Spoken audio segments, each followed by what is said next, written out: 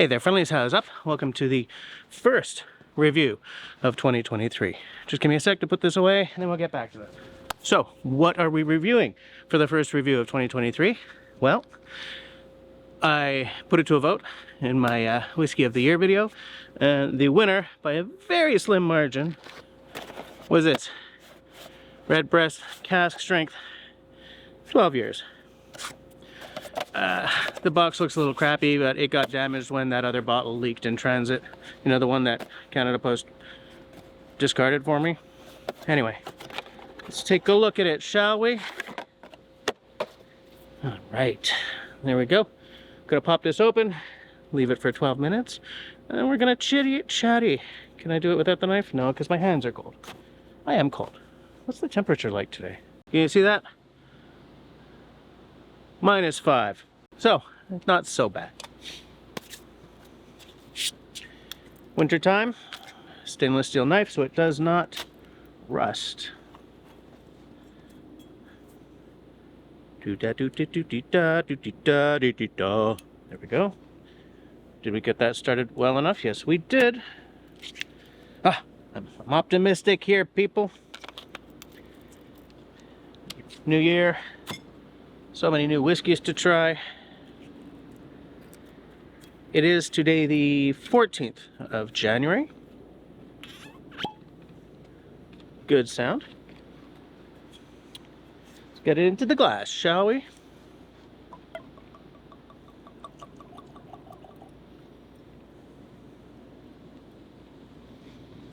I like it.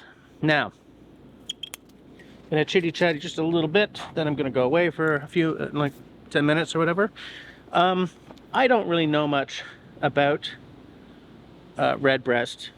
I mean, I know they're Irish, but I kind of feel that giving you guys the full distillery rundown and history and stuff is making for longer videos. And I don't know, maybe I should try to trim them down a little bit for 2023. So I didn't really do my usual research. However, I would love it if you would tell me down below if that's a mistake. Do you guys like it when I give you a little aperçu of the distillery? If so, then I'll start throwing it back in.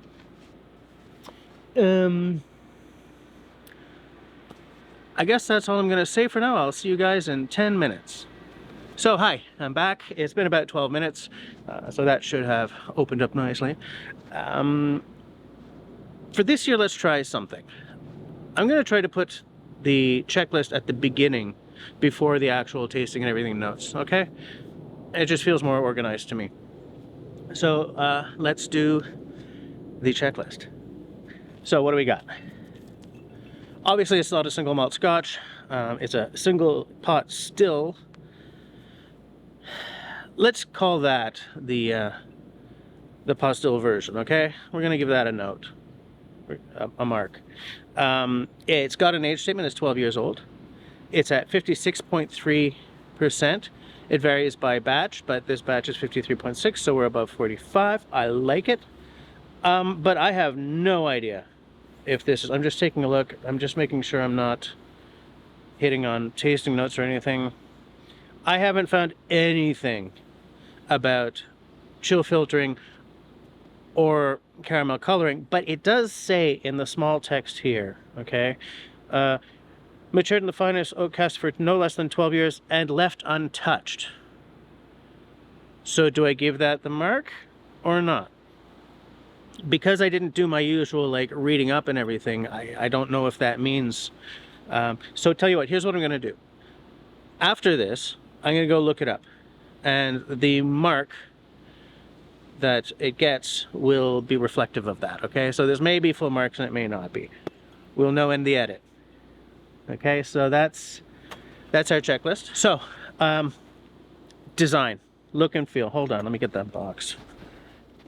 I keep tossing the boxes and then having to go and get them.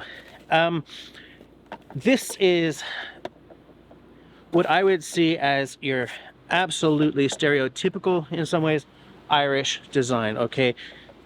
The color, the shape of the bottle, the, you know, the sort of the roughness along here. This reminds me of Christmas supper with my Irish neighbors. You got Fairy Tale in New York playing in the background, maybe some chieftains or whatever. There are candles on. Irish foods, obviously a little whiskey. You know what this reminds me of, actually? And maybe this is why I'm getting this feeling. It reminds me of this, okay? For the longest time, it seemed that everything coming out of Ireland was some kind of colors like this. You know, these earthy, sort of old school colors, this kind of design. You know, just this look and feel. It seemed that for the longest time, everything old school and Irish had this kind of look. And the bottle has a lot of that in it for me. I cannot see one false note in this bottle at all. The information is very present. It's very easy to read. Looking at you, Port Charlotte. The only thing I'm not sure about is whether left untouched means what I want it to mean about the chill filtering and the caramel coloring. So I'm gonna give this look and feel, man, so good, so nice, so classy, so freaking Irish. I'm giving that a straight up 90. I love it. Absolutely love it. So let's take a look at it. Okay, if this is in fact unchill filtered, well, and more importantly, non-caramel colored, then it looks beautiful. It's a stunning kind of amber. Love it. As I sort of give it a swirly swirl. You swirl slower with whiskey than you do with wine. Looking for legs, finding very little. I'm expecting that to be really mouth friendly. Beautiful, absolutely. On the nose, oh, it's fruity. Big on the nose. Even out here, where I feel that sometimes the nose gets yanked by the breeze. If I go right in, fruity, spicy, lots of oak present in a big way. There's something a little green, a little vegetal, but not big.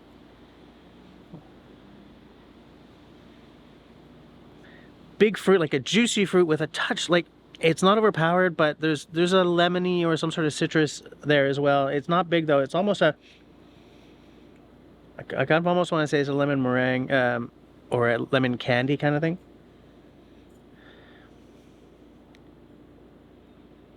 It's big, it's present. Comes together nicely. Nothing is overpowering anything else. Gonna give that on the nose. I just want to keep nosing it. Let's call that an 88. So, on the palate.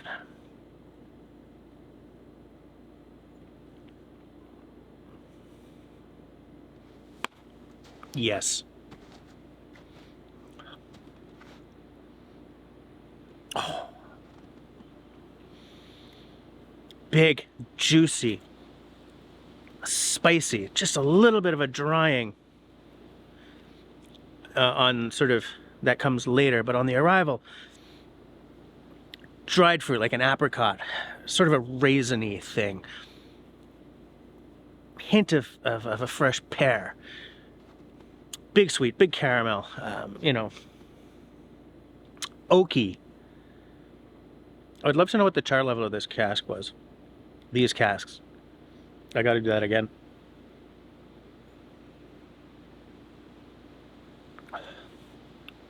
Oily. Fills the mouth beautifully. As the finish kicks in, there's a slight ashy note.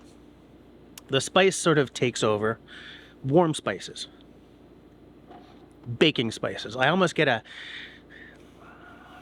a barley kind of bready thing. I believe this is a mix of malted and unmalted barleys. Copper pot stills.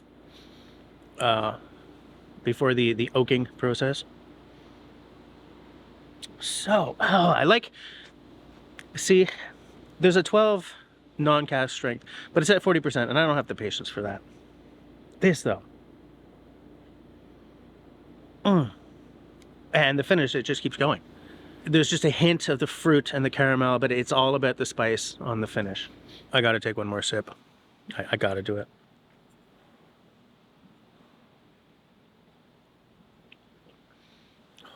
Syrupy. For the taste, 92. No doubt. Absolutely. Absolutely beautiful. Absolutely beautiful. Like, if you're someone like me, for whom, for so many years, Irish whiskey was Jameson, Bushmills, and that's about it, this is a revelation. And I mean, I have been learning more about Irish whiskey as I've started this channel. But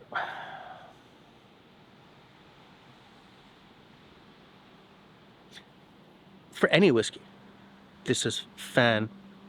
I was about to use some language. This is fan-funking-tabulous.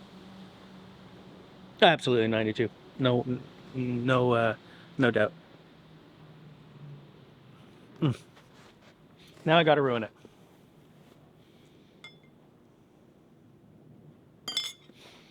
Just a little bit of the water.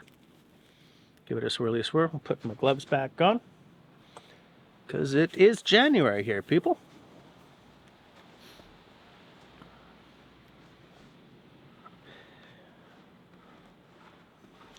Much of the same, maybe a little bit more scratchy, but not much. Thinner though, of course.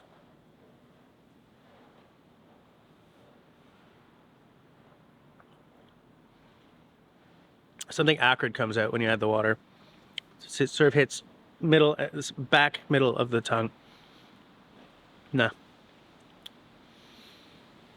like all the sweet has gone and it's all claws now. No, don't water this. So, value. Where I bought this at Kensington Wine Market in Calgary, this was 119 bucks, 118.99, I think. Yeah, I would absolutely gladly pay that again. This tastes to me like $150, $200 bottle. I think it's a great value for what it is. For a cask strength, 56.3%. Give me a break. 120 bucks? Hell yeah. And twice on Sunday. I'm giving that a 91 on value. Yeah, 91. Absolutely terrific. I would buy that again in a Montreal minute. So, here is what the grade is. I'll count it up and add it in edit, as I always do. Yeah, so that's all she wrote. Thanks for hanging out with me while I reviewed this Redbreast 12 Cask Strength. As I always say, if you like what I'm doing here, then please do the following 3 things. 1, comment down below. What are your thoughts on the Redbreast Cask Strength? You like it? Is that a good Irish for you? Second, please share this video. That helps me more than you could possibly imagine. And third, leave me a smiley thumb. If you don't like what I'm doing, that's all right. Leave me a frowny thumb. Thanks for watching, guys.